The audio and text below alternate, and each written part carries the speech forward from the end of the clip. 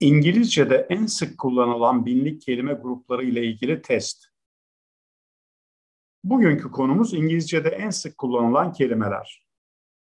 İlk 5000 kelimeye kadar İngilizce'de en sık kullanılan hangi binlik kelime listesinde iyi veya kötü olduğunuzu hemen ölçebilirsiniz. Yeni bir dil öğrenmek zor gibi görünse de yabancı bir dili konuşmak için öncelikle kaç kelimeye ve hangi kelimelere ihtiyacınız olduğunu bilmek çok önemli. Bu doğrultuda en çok sorulan soru, İngilizce konuşmak için kaç kelimeye ve hangi kelimelere ihtiyaç olduğudur.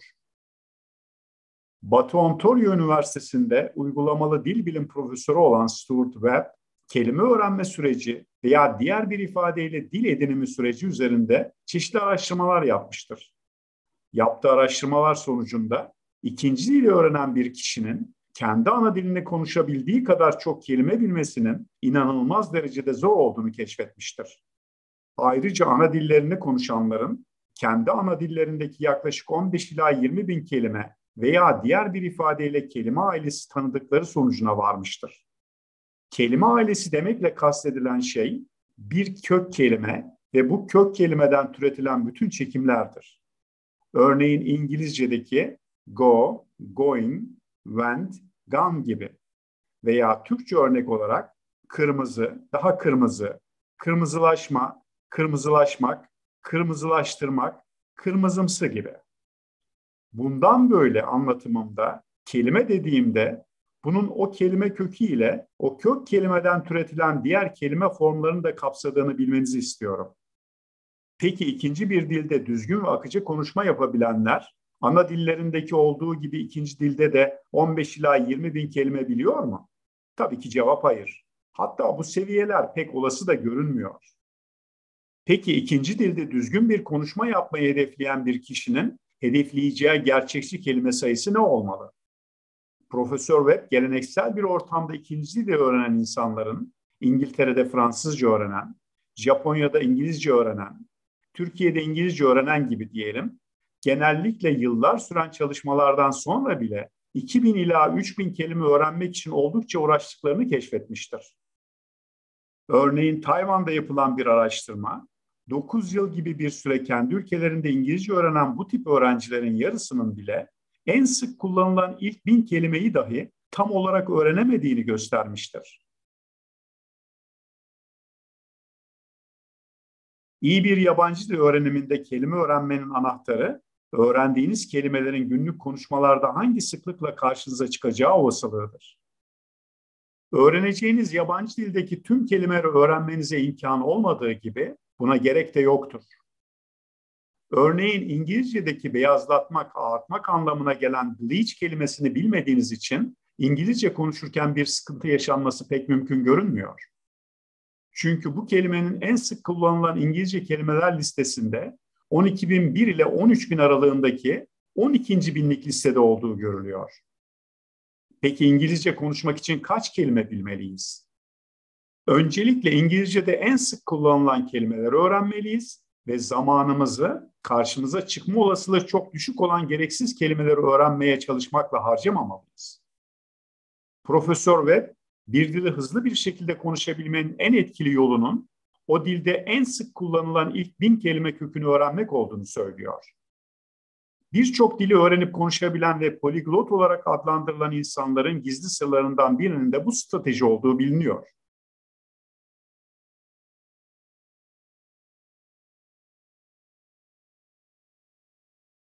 İngilizce'de en sık kullanılan kelime köklerinden yalnızca ilk binini ve bunlardan türetilmiş kelimeleri ve bunların kombinasyonlarıyla oluşan cümle kalıplarını öğrenirseniz,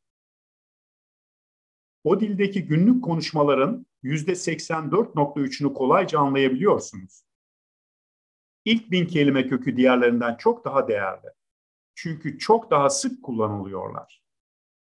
Örneğin ev anlamına gelen house veya yaşamak anlamına gelen live kelimesini öğrenmek, ikamet yeri veya mesken anlamına gelen abode kelimesini öğrenmekten çok daha yararlıdır.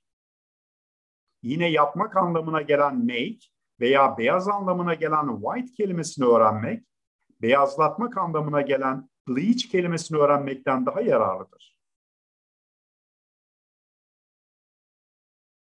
Kısacası İngilizce konuşmak için en sık kullanılan ilk 1000 kelimeyi ve bunların kombinasyonlarıyla oluşan cümle kalıplarını bilmek, kesinlikle günlük konuşmaları kolaylıkla halletmenizi sağlıyor. Bu arada film veya TV'deki diyalogları kaçırmadan anlamak için en sık kullanılan ilk 2000 veya 3000 kelimeyi ve bunların oluşturduğu cümle kalıplarını bilmeniz gerekiyor. Eğer beyninizi kelimelerin içinde bir sihirbaz gibi uçurmak istiyorsanız, yani ağır dilli romanları, gazetelerin köşe yazılarını, mükemmel yazılmış bilimsel makaleleri sorunsuz takip etmek istiyorsanız, o zaman ilk 5000 kelimenin üzerine çıkmanız gerekiyor. En çok kullanılan yaklaşık ilk 8000 ila 9000 kelimeyi öğrenmeniz gerekiyor. Özet olarak en çok kullanılan ilk 1000 kelime kökünü bilmek, günlük İngilizceyi rahat bir şekilde anlamak ve konuşabilmek için yeterli. İlk hedef bu grup olmalıdır. Unutmayın, İngilizce'de en sık kullanılan ilk 1000 kelimeyi ve bu kelimelerin oluşturduğu alternatif cümle kalıplarını bilen bir kişi, günlük konuşmaların %84,3'ünü anlamaktadır. Ayrıca ilave 2000 kelime ile İngilizce'de en sık kullanılan ilk 3000 kelime kökünü öğrenmek, günlük konuşmaların anlanma oranını %84,3'ten %95'e çıkartıyor. İngilizce'de en çok kullanılan ilk 3000 kelimeyi bilme seviyenizi ilk 5000 kelimeye yükseltmeniz, anlama oranınızı sadece %95'ten %97'ye çıkartmanızı sağlayabiliyor. İlk 5000 kelimeden sonraki her binlik kelime grubunu öğrenmek, anlamanızı %1'den daha küçük miktarda artırıyor. Şüphesiz bu katkıların değeri bir önceki binlik gruba göre daha da azalarak devam ediyor. Peki İngilizce'de en sık kullanılan hangi binlik listelerde iyisiniz? Hangilerinde kötüsünüz? Biliyor musunuz?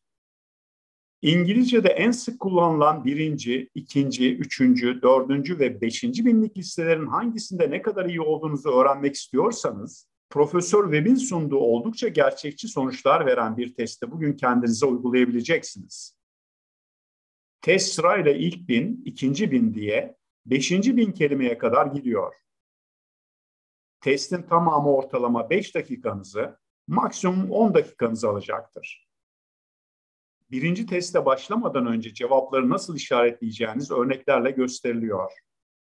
Her binlik test bittiğinde isterseniz biraz dinlenip devam edebilirsiniz. Ancak testi kesinlikle kapatmayın. Cevabını bildiğinizi düşündüğünüz kelimelerin karşılığını işaretleyin, bilmediklerinizi işaretlemeyin. Testin tamamı bittiğinde test sonucu her binlik kelime listesi için ayrı ayrı açıklamalı bir rapor şeklinde veriliyor. Hatta en sonda e-postanızı yazarak isterseniz test sonucunun kendinize ve hatta İngilizce öğretmeninize veya kurumunuza gönderilmesini de sağlayabiliyorsunuz. Benim test sonuçlarım. Testi ben de kendime uyguladım. Ara vermeden devam ettim. Tamamı toplam 5 dakikamı aldı. Hatta başarı skorlarımı da sizlerle paylaşayım. Sonuç şöyle. İlk 1000 kelime başarı %100.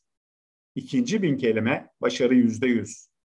Üçüncü 1000 kelime başarı %100. Dördüncü 1000 kelime başarı %97.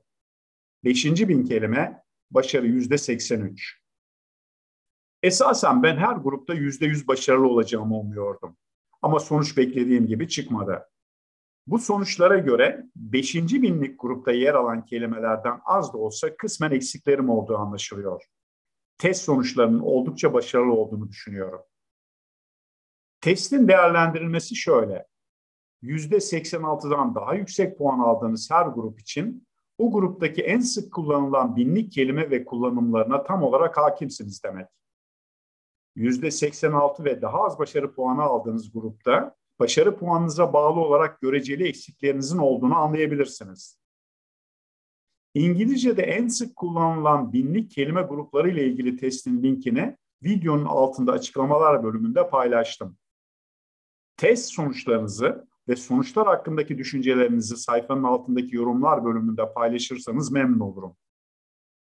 Bu arada başlangıç binlik gruplarda %86'nın üzerinde puan alamayanlara Mega Hafıza'nın Mega İngilizce uygulamasına göz atmalarını da tavsiye ediyorum.